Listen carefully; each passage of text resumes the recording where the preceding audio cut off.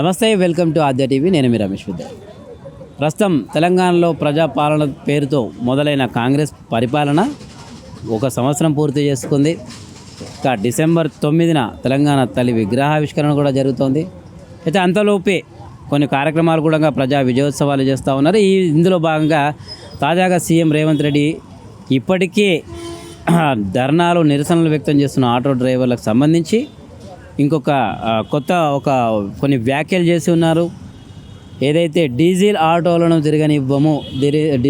తిరగనివ్వద్దు, government చెప్పినట్టు వినే విధంగా ఉండాలి, మేము చెప్పినట్టు వింటే రాయితీలు వస్తాయని చెప్పేసి ముఖ్యమంత్రి వ్యాఖ్యలు చేసిన సందర్భం. అలాగే ఒక సంవత్సరం నుంచి కూడా దాదాపు 8 నెలల నుంచి ఆటో డ్రైవర్లు రాష్ట్ర వ్యాప్తంగా కూడా ఫ్రీ బస్సు నుంచి మేము ఇలా ఎఫెక్ట్ అవుతున్నాము, దాన్ని మాకు కొన్ని రాయితీలు ఇవ్వాలి, కొన్ని పథకాలు మాకు కూడా అమలు చేయాలని చెప్పేసి వాళ్ళు ఎన్నో నెలల నుంచి వాళ్ళు బందులు చేస్తూ లేదా ధర్నాలు చేస్తూ ఉన్నారు. అయితే ఇంతవరకు కూడా అధికారికంగా ప్రకటన కూడా వాళ్ళకి తగ్గట్టు ఏది రాలేదు. అయితే మనం ప్రస్తుతం కొంతమంది ఆటో డ్రైవర్ల దగ్గర వాళ్ళ ఒపీనియన్ తీసుకునే ప్రయత్నం చేద్దాం. ఎందుకంటే ఎట్లా ఉంది, ఏముంది, మరి ఈ వ్యాఖ్యల మీద అటు ఇప్పుడు డీజిల్ ఆటోలను బంద్ చేయడం కావచ్చు, లేదా ఇప్పటివరకు ఉన్న ఫ్రీ బస్ మీద కావచ్చు, ప్రభుత్వం మరి ముందు ఎటువంటి చర్యలు తీసుకుంటుందనేది కూడా వాళ్ళకి ఎటువంటి ఎఫెక్ట్ పడుతుంది అనేది కూడా తెలుసుకునే ప్రయత్నం చేద్దాం. రైట్, ఇక్కడ ఒకసారి మాట్లాడే ప్రయత్నం చేద్దాం అన్నతోన. అన్న చెప్పండి, ఇప్పుడు పాలన పూర్తయి సంవత్సరం అవుతుంది కాంగ్రెస్ పార్టీ వచ్చి, మీరు ఎప్పటి నుంచో ధర్నాలు చేస్తూ ఉన్నారు, కొద్దిగా మీరు నిరసన వ్యక్తం చేస్తారు, మీకు కొన్ని డిమాండ్లు ఉన్నాయి. మరి ఇంతవరకు ఏమైనా మంత్రి స్పందించిండా? ఇంకోటి ఎంత ఆగా డీజిల్ ఆటోలు కూడా స్టేట్మెంట్ ఇచ్చిండు ఆయన. ఏంది ఇట్లా డీజిల్ వాళ్ళు ఎంతమంది ఉండొచ్చు మీ దాంట్లో? మీ మంది కమస్కం 2 లక్షల మంది అని ఉన్నారు రాష్ట్రం మొత్తంలో. 3 లక్షల దాకా ఉంటాయి మొత్తం. ఇప్పుడు సిటీలోనంటే తక్కువ ఉన్నాయి, మొత్తము డిస్టిక్లలో మొత్తం డీజిల్ బండ్లే. మరి అవి బంద్ చేస్తామంటే అలా కూడా ఉపాధి పోతుంది కదా. కాకపోతే ఏంటంటే సిటీకి పర్మనెంట్లో సిటీలోకే ఉండాలి, డిస్టిక్లో పర్మనెంట్లో డిస్టిక్లోకే ఉండాలి. డిస్టిక్ వాళ్ళని కూడా సిటీలో పెడతాం, సిటీ తీసుకుపోయి డిస్టిక్లో పెడతామంటే ప్రాబ్లం అయిపోతుంది. అది బంద్ చేస్తాము. మీరు ఎలక్ట్రిషియన్ ఆటోలు వాడండి అంటే మరి ఇప్పుడు తీసుకున్న 3-4 లక్షల ఆటోలు తీసుకున్న వాళ్ళు మరి ఏమి ఇవ్వాలి? డీజిల్ బండ్లు ఎక్కడ చేస్తారు, ఎవరికి ఇవ్వాలి? గవర్నమెంట్ తీసుకొని డబ్బులు ఇస్తుందా? ఆటో తీసుకొని మరి ఈ ఆటో ఎలక్ట్రిషియన్ ఆటో ఇస్తుందా? మరి అది కూడా చెప్పాలి కదా మంత్రి. ఇప్పుడు డీజిల్ ఆటోలు సడన్గా బంద్ చేసినావు, ఆయన సప్పో చేసుకొని బండి కొన్నాడు, మరి ఆయన పరిస్థితి ఏంది? మామూలు కొత్త ఆటో మీరు తీసుకుంటే ఎంత పడుతుంది? ఇప్పుడు కొత్త ఆటో సిటీ పర్మనెంట్ కావాలంటే 5 లక్షల చిల్లర ఉంది, 5,30,000 40,000 ఉంది.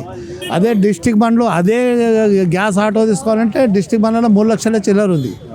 అదే ఆటో, అదే గ్యాస్ ఆటో.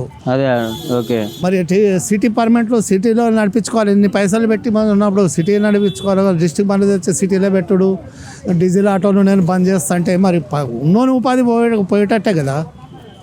గవర్నమెంట్ ఆలోచన చేసి పని చేయాలి. నేను ఎలక్ట్రిక్ ఆశలు తీసుకో, పొజిషన్ ఖరాబ్ అవుతుంది. అది మన ఒక రాష్ట్రంలోనే లేదు కదా, ప్రతి రాష్ట్రంలో ఆటోలు ఉన్నాయి, ప్రతి రాష్ట్రంలో కూడా అట్లనే చేస్తాయి. ఎట్లా మరి?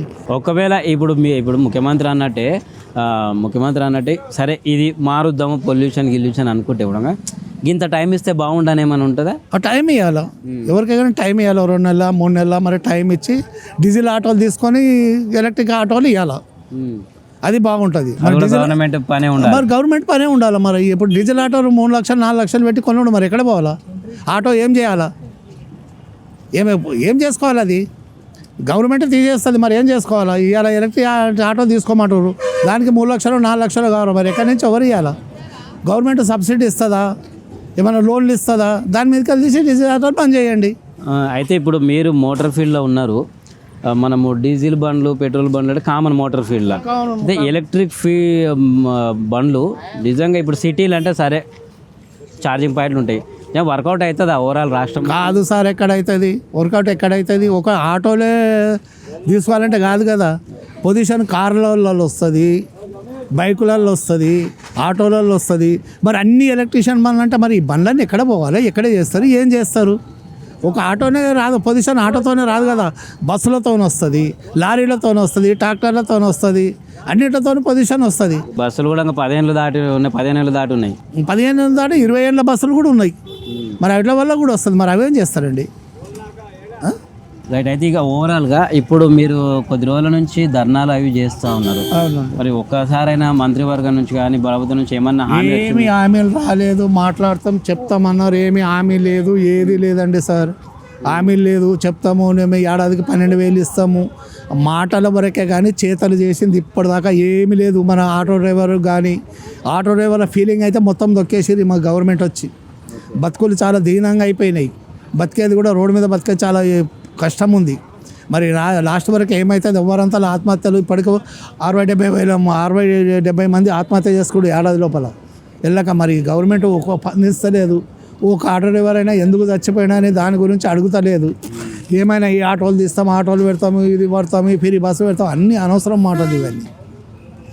ఒక ఆటోనే లేదు కదా, పెట్రోల్ ఉంది, డీజిల్ ఉంది, ఆ బైకులు ఉన్నాయి, కార్లు ఉన్నాయి, అన్నీ ఉన్నాయి. మరి అన్ని ఎలక్ట్రీషియన్ పెట్టినాక మరి ఇది పరిస్థితి ఏంది? దాదాపు ఎంతమంది ఉండొచ్చు హైదరాబాద్లో కానీ తెలంగాణ రాష్ట్రంలో మొత్తం అన్ని తెలంగాణ రాష్ట్రం మొత్తంలో కమస్కం సుమారు 8 లక్షల 9 లక్షల ఆటోలు ఫీలింగ్ డ్రైవర్లు ఉన్నారు. మరి ఒక్క కుటుంబం వెనుక 3-4 ఉన్నారు. మీరు ఎలక్షన్ ముందు ఆలోచన చేసుకోవాలా. అందరు ఓట్లు వేస్తేనే మీరు వచ్చారు అక్కడ. ఇప్పుడు ఇంటికి మా ఇంట్లో 3 ఓట్లు ఉన్నాయి. ప్రతి డ్రైవర్ వెనుక 3 ఓట్లు అంటే ఇప్పుడు 8 లక్షల మందికి ఎన్ని ఓట్లు అవుతుంది? వాళ్ళు ఆలోచన చేసుకొని గవర్నమెంట్ పని చేయాలి. మేము ఇది తీసేస్తాం, అవి తీసేస్తాం, తీసేయండి. నువ్వు నచ్చిన పని చేస్తే ఉపాధి లేదు, ఇక్కడ డ్యూటీలు లేవు. ఇప్పుడు నేను 67 ఏళ్ళు, నాకు ఏ డ్యూటీస్ ఇస్తారు, ఎవరిస్తారు కొలు? ఏదో రోజుకింత ఏదో 100-200 చేసుకున్నా కాలం గడుపుకుంటున్నాం. మరి అవి ఇంటికాడ అనుకుంటా నాకు ఎవ్వరు పెట్టాలా? అది ఇబ్బంది. అదే గవర్నమెంట్కి విన్నపం చేసేదంటే గవర్నమెంట్ ఆలోచన చేసి పని చేయాలి. నా సొంత వాళ్ళు ఇంకా 80 ఏళ్ళు కూడా నడిపించుకొని బతికేత వాళ్ళు ఉన్నారు. మరి అవి తీసేస్తామంటే పరిస్థితి ఎట్లా? గవర్నమెంట్ ఏమి ఇవ్వదు. కొలువు లేవు. మా పిల్లగాడు చదివిండు, ఇప్పుడు డిగ్రీ చదివిండు, ఇంతవరకు కొలువు లేదు. ఏ నోటిఫికేషన్ పెట్టినా కొలువు ఇప్పటిదాకా రాలే. గవర్నమెంట్ ఏం చేస్తున్నాం ఏం చేస్తున్నారు? చదువుకోని పిల్లలకు డ్యూటీలు లేవు. చదువుకోని వాళ్ళకు మాకు ఉన్నదే ఉపాధి పొలగొడతామంటే పరిస్థితి ఏంది మాది? అది ఆలోచన చేసి గవర్నమెంట్ పని చేయలేదన్న.